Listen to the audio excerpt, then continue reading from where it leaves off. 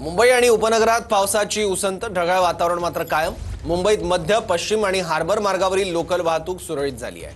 मुंबईतील पश्चिम आणि पूर्व द्रुतगती मार्गावर सुद्धा वाहतूक सुरळीत झाली आहे। कालच्या पावसामुळे लोकल सेवेवर परिणाम झालेला होता आणि 10 ते 15 मिनिटे उशिराने मुंबईतली लोकल सेवा सुरू होती।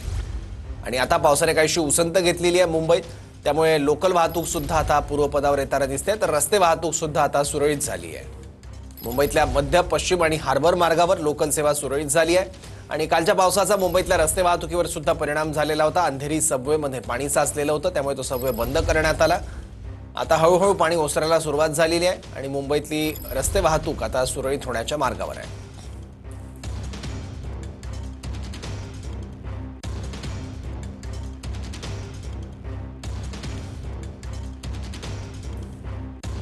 याबद्दल आणखी माहिती घेऊया, आपले प्रतिनिधी अजय दंडे आता आपल्यासोबत आहेत। अजय, मुंबईतली आत्ताची काय स्थिती आहे, त्याचबरोबर लोकल सेवा आणि रस्त्यावरची वाहतूक?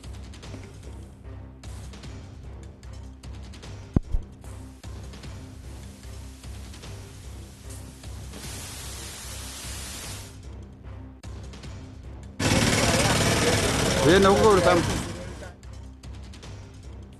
मुंबईतील पश्चिम आणि पूर्व द्रुतगती मार्गावर सुद्धा आता वाहतूक सुरळीत आहे। काल रात्रभर मुसळधार पाऊस मुंबईत झालेला होता। या पावसाचा थेट परिणाम मुंबईतल्या लोकल सेवेवर सुद्धा झाला आणि रस्ते वाहतुकीवर सुद्धा झालेला होता।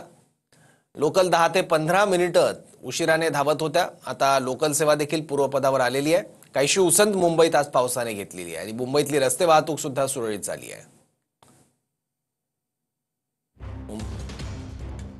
मुंबईत पावसाने आता काहीशी उसंत घेतली आहे। काल पश्चिम उपनगर आणि मुंबईतल्या वेगवेगळ्या भागात मुसळधार पाऊस झालेला होता, त्यामुळे काही सखल भागात पाणी देखील साचलं होतं। त्याचा थेट परिणाम रस्ते वाहतुकीवर झाला होता। अंधेरीत सध्या पावसाची उसंत आहे, तर कांदिवली मार्केटमध्ये सुद्धा कालच्या पावसामुळे मोठ्या प्रमाणात पाणी साचलं होतं।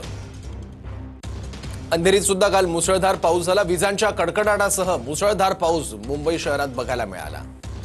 अंधेरीतली दृश्य आपण बघतोय। विजांच्या प्रचंड कडकडाटासह रात्रभर पाऊस झाला। आडो ना, थांब जरा।